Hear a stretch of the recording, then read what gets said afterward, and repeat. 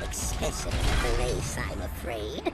So weak. And you are? Emperor Percival Tachyon, Crown Prince of the Cragmites, conqueror of space and time, and, pending the obliteration of a few insubordinate species, ruler of the universe. Your name's Percival? Emperor! See the crown, see the scepter, the giant walking throne and legion of loyal robotic commandos. Emperor! Not that a treacherous furball like you could... What's this? Such a primitive robot companion. And your kind used to be such renowned engineers. Oh, I'd be careful if I were you. He's got posomorphic blaster cannons in his fingertip. My gripe is not with the people of this arcade planet, but with you. Surrender your deathbot, and simply allow us to kill you. No one else need be harmed. Fair enough. Here you go!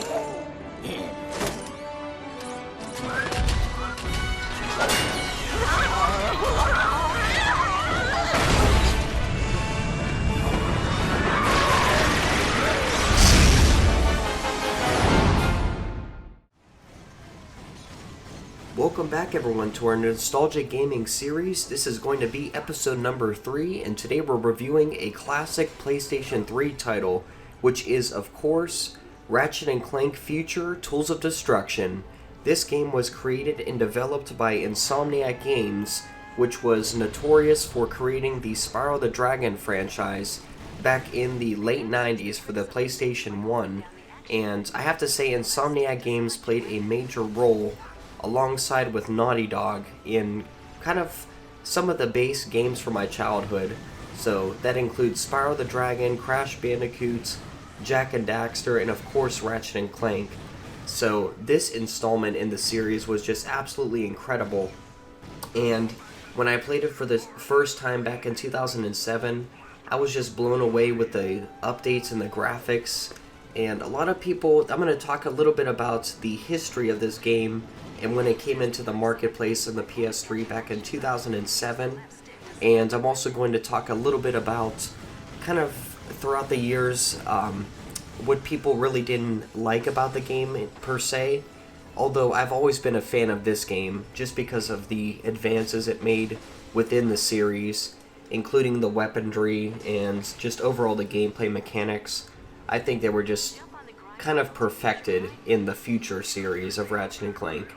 So, yeah, let's basically start off. This game was kind of the premier title for the PS3 back in the good old days of 2007, and oftentimes you will notice that this game was bundled with the PS3, kind of like a Ratchet & Clank bundle at the time. So, it kind of gave people the incentive to go ahead and just purchase the console and get this amazing game, a brand new Ratchet game in the next-gen series of consoles. So, yeah, that's kind of what the interest was in this game back at the time. But as people started to get in and start to really explore the world and understand what Tools of Destruction was mainly about, I know a lot of people were kind of upset with the cutscenes in this game because they kind of have like a more cinematic look compared to the previous titles for the PS2. So back in the PS2 days, you'll notice that some of the cutscenes are just I don't know, they're just not as cinematic as they are in this game, for example. And even A Crack in Time, those cutscenes are perfected even more, which I will be reviewing that game coming up within this Nostalgia Gaming series. But A Crack in Time, the humor between the characters like Ratchet and Clank, it just takes you back to the good old days of the PS2. And sometimes in these cutscenes, in this installment in particular, it just seems like it's not as fluid as previous games. So that's just one of the downsides to Tools of Destruction, but other than that, this game is absolutely incredible, and it's just really an entertaining installment to the franchise. So I'm going to kind of talk about our next topic for today's video here is going to be the weapons of this game. Now, I know that there's over 20 to 25 weapons. Don't quote me on that, but there's quite a decent amount in Ratchet & Clank Tools of Destruction. So, Of course, we have the Buzz Blades, they're kind of notorious. Well, you guys remember those from the previous installments. The Tornado Launcher is, of course, back. There's also the Swing Shot, which is returned. And I'm not sure if this was in the previous games, but the Robo Wings, which is Super Agent Clank, is actually able to use these. So good old Super Agent Clank. You're actually able to use them with the six-axis controller for the PS3, and basically steer as you're traveling throughout the world, and rapidly tap X to fly higher. So it's a really useful device. There's all kind of different gadgets that you'll come across when playing this new installment. Another one is the Geo Laser, which allows Clank to basically cut through cracked, weakened natural surfaces. So you could use the beacon that appears over Clank's head with the Geo Laser, and then basically it'll kind of give you an opportunity to use that, whether you're placing it on a wall. Then you could basically press the triangle button to activate the laser. So it's a really useful device. Also, another one of my favorite weapons from this game, or devices, is actually the Groovitron, which is really, it's a really goofy, and it kind of gets back down to the Ratchet and Clank roots. How there's a lot of humor in these video games, and it kind of just breaks up the action a little bit, and is why the fans love it so much. So yeah, there's that. Mr. Zircon, which is, he's kind of like a synthenoid that flies around you and takes out other enemies that are surrounding you in your vicinity. And also, of course, you can have upgrades to your armor. There's different vendors that you'll find throughout the world, and this game is really just about it's kind of just about like Ratchet trying to find like the key to the Lombax origins. So he's always been kind of questioning his existence, and whether or not he's like the only Lombax within the galaxy. So basically on the back of the game it says, an orphan of the universe, Ratchet has never known anything of the Lombax origins. When an alien tyrant driven by an unexplainable hatred for Lombaxes attacks Ratchet and Clank's home, they are thrust into an epic adventure where they will discover that Ratchet's past is the key to the galaxy's future. So basically the main enemy in this game is Emperor Tachyon, and he's threatening basically Ratchet as well as the entire universe. So you have to take him down. I believe his forces are called the Tyrannoids. So yeah, it's just a really, it's a really interesting story, and it's kind of different too because they brought in Emperor Tachyon, and I can't remember if it's the Tyrannoid race or if it's, I think that's a different one. I'm thinking of Ratchet 3 Up Your Arsenal with the Tyrannoid race. But yeah, Emperor Tachyon's the main antagonist in this particular game.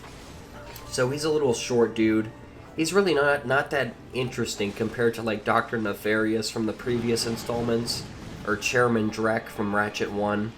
I was always a fan of Chairman Drek just because of his overall charisma and just how he carried himself. He was kind of, I don't know, he was just a typical bad guy, I guess. But yeah, of course there's nanotech and bolts. You got the ammo crates, and there's some new weapon upgrades in this game, which I was a major fan of. There's this new weapon tree.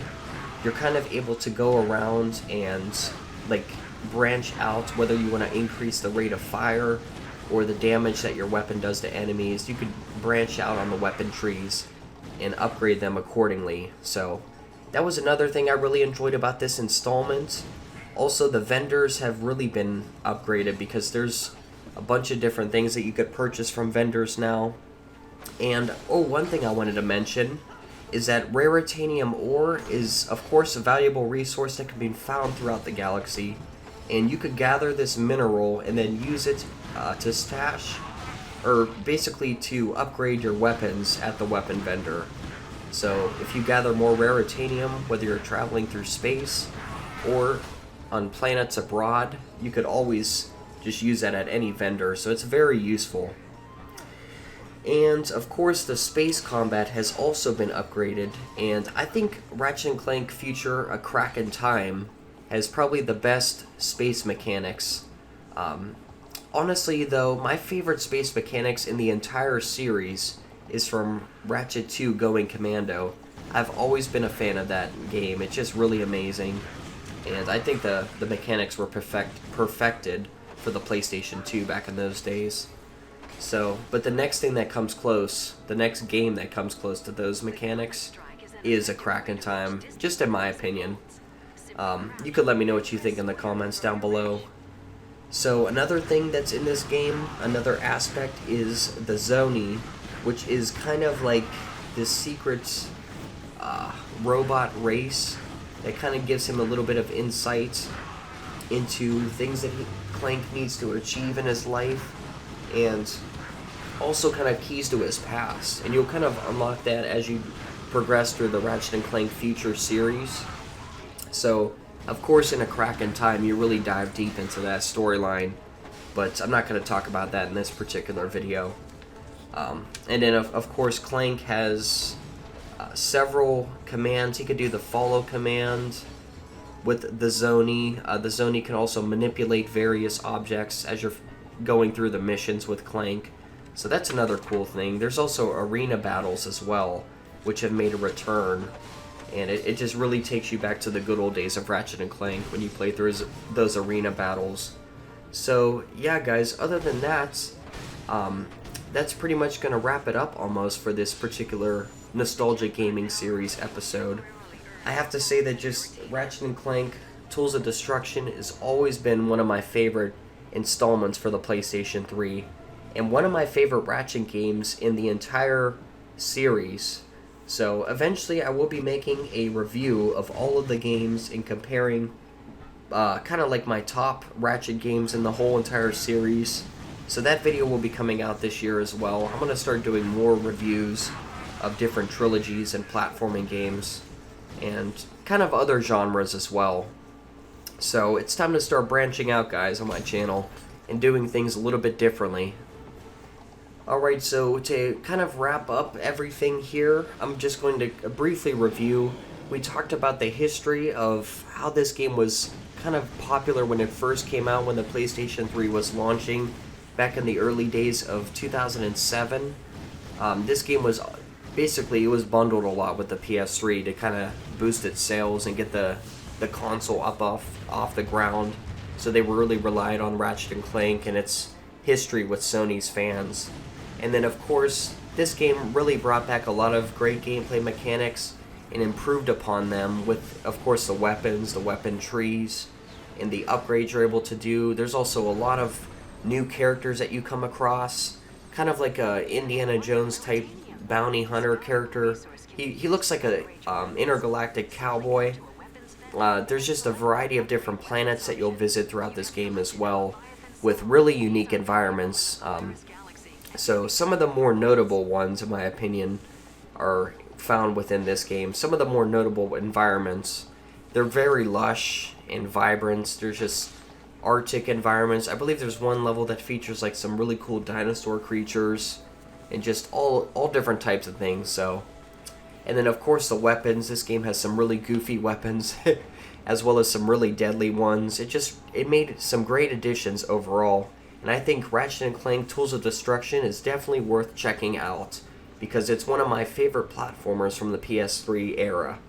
So anyways, thank you for watching today's Nostalgia Gaming Series episode number 3. And this video should be uploaded on Monday, which is going to be April 18th. I can't believe how fast this year is moving right along, so. And anyways, I hope you guys had a great Easter. Happy Easter to all my subscribers and everyone that was watching this video during that time period. But anyways, thanks for watching again, and have a great day. Stay tuned for more content coming soon.